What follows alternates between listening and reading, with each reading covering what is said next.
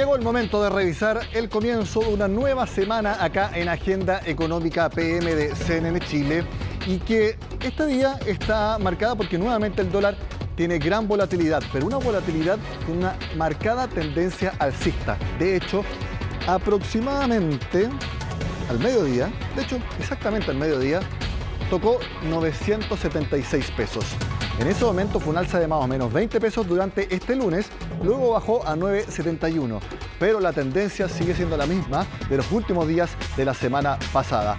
Lo analizamos en nuestro contacto de todos los lunes con XTV Latam. Ahí vemos al estratega de mercado Diego Mora para revisar por qué está teniendo esta tendencia el dólar. Diego, gracias por estar en Agenda Económica. ¿Cómo estás? Bien, muchas gracias, Nicolás. A ver, ¿sigue siendo la posibilidad de que la Fed suba más fuerte de lo que se esperaba la tasa de interés, lo que está moviendo al tipo de cambio en todo el mundo?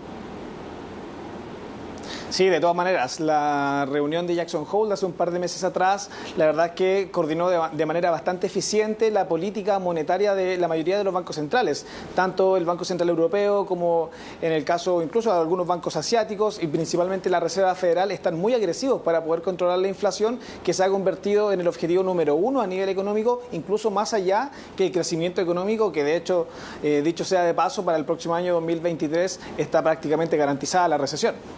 Exactamente. Bueno, el dólar, con algunas excepciones, pero en los últimos días prácticamente ha subido a razón de 10 pesos por jornada. ¿Cuáles son la banda que ustedes proyectan para los próximos días y que me imagino que esa banda la han tenido que ir ajustando prácticamente a diario? Sí, la verdad es que cuando tú dices banda, me imagino que te refieres un poquito a la volatilidad entre mínimos y máximos que se está moviendo, pero sí, más allá de la volatilidad que efectivamente se ha reducido durante las últimas semanas, hay una tendencia que es muy clara, y tú lo decías en un comienzo, que es la tendencia alcista. Hoy en día, en especial para las economías emergentes como Chile, principalmente Latinoamérica, Brasil, Perú, México, somos economías muy dependientes del desarrollo de los mercados más desarrollados, por lo tanto, nosotros nos ha pegado un poquito más fuerte el dato de inflación de la semana pasada en Estados Unidos, que fue mayor a lo esperado. Por lo tanto, se espera que esta tendencia en Chile continúe y podamos ver de vuelta el dólar en Chile cotizando en 980, 990 y más pronto que tarde volver a los 1000. Entonces, eso es un escenario, no digo que probable, pero absolutamente posible en los próximos días. Yo la verdad que diría los dos, o sea, no podemos escaparnos a los acontecimientos económicos, es bastante probable que el dólar continúe con su senda alcista, la inflación está sorprendiendo nuevamente en Estados Unidos y mucho ojo que esta semana en Estados Unidos se viene una nueva jornada de resultados trimestrales. Si bien ya han comenzado, clásicamente comienzan los bancos, ahora viene el sector tecnológico que es mucho más volátil, es mucho más dispar respecto a las proyecciones, por lo tanto va a haber nuevamente volatilidad, no sabemos si va a sorprender a la baja o hacia el alza, pero en base a eso también debiesen ver algún tipo de movimiento en el dólar index, que es la principal referencia también para la cotización del dólar en Chile. Por lo tanto, es muy probable que si los resultados trimestrales están en la misma línea de lo esperado o incluso decepcionan un poco, podríamos tener un pequeño impulso adicional en el tipo de cambio local. Diego, ¿hay algún factor local que pueda apreciar el peso frente al dólar y hacer que esta última divisa empiece a bajar? Porque por el lado de la tasa de interés, si se cumple lo que dice el Banco Central de que no la va a subir más, no se ve ahí un factor que pueda apreciar el peso chileno, porque cuando se sube la tasa se hace más costoso el crédito, se hace más costoso el dinero y por lo tanto ahí se aprecia el peso. Pero teóricamente eso ya no va a suceder más.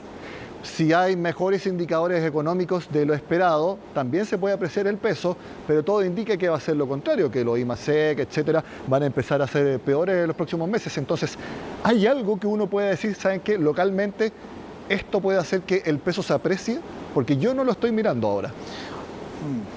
Sí, como decías tú, los factores que van condicionando la valorización de una divisa son los que tú comentabas, o sea, lo que ocurre con las tasas de interés, los datos macroeconómicos principalmente de empleo y de producción, y otro punto muy importante es el riesgo país, lo cual está muy relacionado a la estabilidad sociopolítica, y eso es algo que está en veremos. Hoy día veía un diario que mostraba un poco que de los distintos factores de la vida de los chilenos en general, todas han empeorado desde el inicio del estallido social. Por por lo tanto no estamos viendo una mejora en la calidad de vida de la sociedad, de la política, de la economía. Entonces, a día de hoy no está esta certidumbre que tanto necesitan los inversores para poder comprar pesos chilenos. Por lo tanto, si bien el escenario se ha calmado, sigue siendo muy pesimista para Chile. Además, considerar que diversas calificadoras de riesgo siguen empeorando la calificación de los bonos soberanos y corporativos de Chile. Por lo tanto, esta tendencia que estamos viendo de apreciaciones para el dólar, depreciaciones para Chile, debiese continuar en la misma senda. Dentro de todo, son escenarios que se sabían. Por lo tanto, no es que el dólar se va a disparar mucho como que fuera una sorpresa, sino que simplemente se pueden ir cumpliendo proyecciones que hay hace bastante tiempo. Exactamente, hay que estar muy atentos a la información nueva. ¿Cuáles son los datos que podrían sorprender nuevamente al mercado? Subida de tasas de interés en Estados Unidos, se está debatiendo si, obviamente los miembros de la Reserva Federal, si son 75 puntos base o 100 puntos base que se podría subir la tasa de interés en noviembre en Estados Unidos, y evidentemente si se sube 100 puntos base, un punto entero porcentual, evidentemente sería un golpe muy duro para el crecimiento económico global y sería obviamente un fundamento muy importante para seguir viendo alzas más agresivas del tipo de cambio. ¿Ocurrirá? La verdad es que no lo sabemos, pero sí hay una presión muy fuerte. No solamente Chile está sufriendo, sino que la economía global está viendo como muchos flujos están haciendo este famoso carry trade, que es como el desvío de dineros hacia tasas de interés que tienen una mayor seguridad y mayor retorno hacia Estados Unidos. Por lo tanto, hay muchas divisas. Lo que está ocurriendo con la libra esterlina, lo que está ocurriendo con el euro, que son divisas que están en mínimos de 40, 30 años, y por supuesto las monedas latinoamericanas, que son las que más lo sufren. ¿Puede ser factor el cobre en los próximos días, Diego? En estos momentos está la reunión del Partido Comunista Chino, decidiendo el futuro de ese país, tanto político como económico, para los próximos 5 años. Se va a ver si Xi Jinping va a seguir por un tercer periodo. Y hoy día el cobre cerró levemente a la baja, pero ¿tú lo ves como factor para los próximos días y que obviamente tenga impacto en el dólar? Por supuesto, porque a la hora de que hablamos del cobre tenemos que estar conversando sobre lo que ocurra con el crecimiento económico global y principalmente de China. China sigue con un sector inmobiliario extremadamente endeudado que tiene muy poco margen de tolerancia. El gobierno chino sigue obligando directamente a los bancos que sigan prestando dinero al sector inmobiliario para evitar un colapso. El sector inmobiliario es el segundo sector que más consume cobre, por lo tanto, en la medida de que el crecimiento de China siga muy flojo, que también esté ahí coqueteando con las tasas de crecimiento extremadamente bajas, esto genera una menor demanda de materias primas industriales en general, donde ahí obviamente está incluido el cobre, el aluminio, el zinc, el níquel, que son materias primas que están siguiendo prácticamente la misma tendencia. Por lo tanto, si hay recesión, si hay bajo crecimiento en China, si en base a lo que estábamos hablando recién de las altas tasas de interés, evidentemente la demanda por cobre se reduce, lo cual también le pega al peso chileno. Diego Mora, estratega de mercados de XTV Latam. Muchas gracias por estar en Agenda Económica. Que tengas buena semana. Igualmente, que esté muy bien. Seguimos hablando de dólar, pero para un fenómeno que realmente cuesta entender por más que a uno se lo expliquen fácilmente, que es, en Argentina hay cerca de 14 tipos de dólar. Dólar Cold Plate, dólar Qatar, dólar Blue, el más conocido, aunque es fuera de la norma, o el dólar legal. Realmente son muchos los tipos de cambio que conviven en Argentina y que definitivamente demuestran la poca seriedad en el manejo de la moneda en ese país. ¿Por qué hay tanto dólar distinto? Eso nos lo cuenta Paloma Ávila. De un tiempo a esta parte, el solo hecho de vivir en Argentina se ha convertido casi en un acto de sobrevivencia. Con una inflación que se proyecta por sobre el 90% a fin de año, los trasandinos deben pensar en cuál es la forma más eficiente de gastar su dinero y también descifrar cómo resguardar el valor de sus ahorros. El dólar subió, el sueldo que uno tiene ya no vale nada. Si bien es cierto, antes uno ganaba $100, ahora ¿qué es $100? Y es lo que uno gana, 150, 200, nada más. Yo ayer fui al supermercado y volví a casa, pero mal, porque lo que habían aumentado las cosas era terrible y diciéndole a mis hijos, la verdad que no entiendo, no puede ser, viste, que en tan pocos días las cosas aumenten a este nivel, o sea, es de una semana a otra, gastás el doble. Es ahí donde aparece el dólar como un instrumento más confiable para el ahorro. La demanda por este tipo de cambio crece a diario, los billetes no alcanzan y se genera la crisis. Para intentar contenerla, el Estado impuso distintas restricciones y limitó el máximo de compra. Así se asignaron nuevos tipos de cambio con valores diferentes según su uso, generando una brecha con el dólar tradicional que en algunos casos alcanza el 90%. El gobierno va poniendo parches. Entonces ahora dice, bueno, si vas a comprar dólares afuera, si vas a importar cosas, entonces paga un poquito más. Si vas a ir a un show artístico, que hay que importarlo, digamos, hay que pagarle al artista extranjero, bueno, que salga un poquito más caro. Pero al final es un desorden que sería mucho más fácil, por ejemplo, en desdoblar en dos tipos de cambio, que es una alternativa intermedia.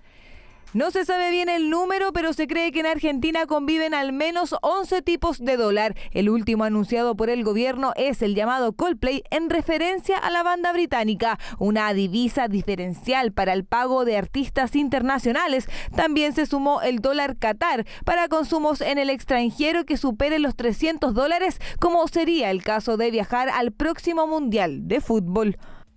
A esto se le suman el dólar soja orientado a estimular la exportación de granos, el Netflix para pagar los servicios de streaming, el de lujo pensado en la compra de bienes como vehículos de alta gama y jets privados. También existe el dólar solidario que obtienen quienes compran para el ahorro o el turismo y el ya popularmente conocido dólar blue que se encuentra en el mercado informal. Va a terminar eventualmente de unificar el tipo de cambio, porque además lo que se va produciendo es como hay muchos incentivos a las importaciones y pocos incentivos a las exportaciones, el Banco Central se va quedando sin reservas, sin dólares para vender, y entonces, en definitiva, eso se termina reflejando igual en los precios a la larga, y en el momento que el Banco Central se queda sin reservas va a tener que devaluar. Diferentes nombres para el mismo tipo de divisa implementado con la idea de cuidar las reservas monetarias para la producción y la generación de empleo, aunque según los entendidos, esta práctica no es sostenible en el tiempo y en algún momento habrá que inevitablemente reconocer el alza de la divisa norteamericana. Bueno, el disparo del dólar en Argentina con la inflación ha elevado la pobreza a niveles enormes en ese país. Bueno, en Chile todavía no llegamos, estamos bastante lejos de los niveles de pobreza en Argentina, al menos porcentualmente, pero sube. De acuerdo al Banco Mundial, el próximo año en Chile la pobreza llegaría al 10,5% de la población. Este año fue bastante baja, 2,2%, pero obviamente por todas las ayudas estatales que hubo durante 2021. Pero el próximo año volvería a niveles bastante altos. En el gobierno tomaron nota de esto y enumeraron las políticas que están tomando para ir, primero que deje de subir la pobreza y luego empezar a que baje nuevamente. El alza de los precios es algo real, es algo que no podemos esconder y la pregunta es cómo generamos políticas públicas para poder paliar esa realidad, sobre todo en las familias que más lo están necesitando, sobre todo, por ejemplo, en el alza histórica que hubo del salario mínimo, en los esfuerzos que se están haciendo en materia de pensión garantizada universal, en los programas que han venido sucediendo a partir del Chile Apoya. Así que nosotros, por cierto, que manifestamos con preocupación el alza de precios que ha habido durante este año, pero desde el primer mes, con el programa Chile Apoya, en el mes de abril, ya empezamos a desarrollar un paquete de acciones para ir directamente a abordar esos aspectos. Lo vamos a hacer durante el próximo año también, pero el último mes tuvimos al menos un germen de buena noticia, que es cuando ya empezó por primera vez a disminuir la inflación respecto al último año. Y para tener más recursos, el gobierno está impulsando la reforma tributaria en el Congreso. La semana pasada, el economista Klaus Schmidt-Hebel fue bastante crítico respecto a la reforma tributaria. Y este lunes, en un encuentro de ICARE, volvió a criticar la reforma, especialmente en un punto particular, de que dos personas que tengan los mismos ingresos, pero por distintas vías, van a tributar distinto. Nuestro sistema actual, tributario actual, ya establece una discriminación enorme para dos personas que tienen la misma renta, el mismo ingreso, la misma renta imponible sobre la cual pagan su impuesto global complementario. Discrimina entre personas que tienen renta del trabajo y rentas de ingreso al capital. El proyecto de ley del señor Marcel, a la misma persona con el mismo ingreso, 8,33 millones, ese le sube hoy día esa carga tributaria de 19,8 a 21,5%. En cambio, la persona que tiene ingreso al capital le sube la carga tributaria de 29% a algo muy cercano a 50%. Y significa un castigo al ahorro, a la inversión, al emprendimiento. Esto simplemente es ridículo. Esta propuesta tributaria para una persona que tiene una empresa minera y todos sus ingresos provienen de la empresa minera, es de altos ingresos y de alto patrimonio. Este impuesto yo creo que simplemente no ha calculado bien en los ejercicios que se hicieron en Hacienda sobre la carga correspondiente. Esto mata la inversión minera. Schmidt-Hebel no se quedó solamente en las críticas, también hizo propuestas de cómo recaudar más y recurrió a dos ejemplos bastante comunes: subir el impuesto específico a los combustibles y también algo que va a ser difícil de aplicar por cualquier gobierno, que es que suba la extensión de la cantidad de personas que pagan impuesto a la renta, que actualmente es muy baja en Chile. Los impuestos específicos a los combustibles en Chile son muy bajos. Si esos se establecen en niveles que un informe técnico del BID del año 2012 sugería, 10 años atrás ningún gobierno hizo nada al respecto, nosotros tendríamos dos efectos en el mediano plazo: mayor recaudación, y el Centro de Estudios Horizontal lo ha calculado, que puede ser en torno a 1 o 1,5% del PIB si se establecen los niveles correctos y considerando la elasticidad de las reacciones y la transformación gradual del parque automotriz desde combustibles fósiles, benzina, gasolina y diésel, a la electrificación, ¿no es cierto? Y segunda propuesta que creo que es muy importante, nuevamente tomando la OECD como referencia, es que en Chile pagan impuestos a la renta solamente algo así como el 15% Soledad de los contribuyentes potenciales y los que declaran impuesto global complementario, el 85% lo paga. Y eso es absurdo.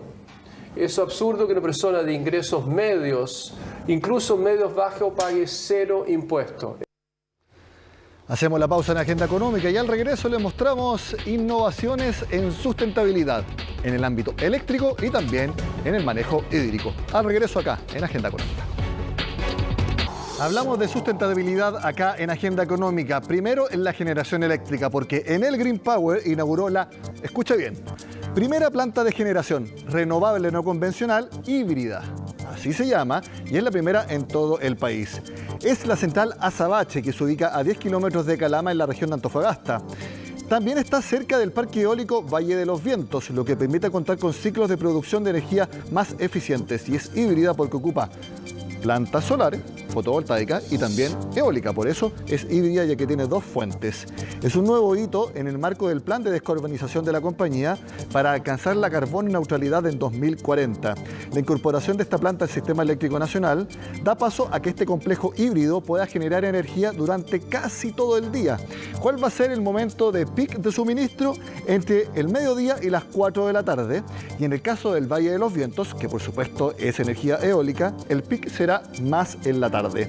La central Azabache podrá inyectar un promedio de 184 gigawatt-hora al sistema eléctrico nacional cada año, y esto evitará la emisión de aproximadamente 135.000 toneladas de dióxido de carbono a la atmósfera.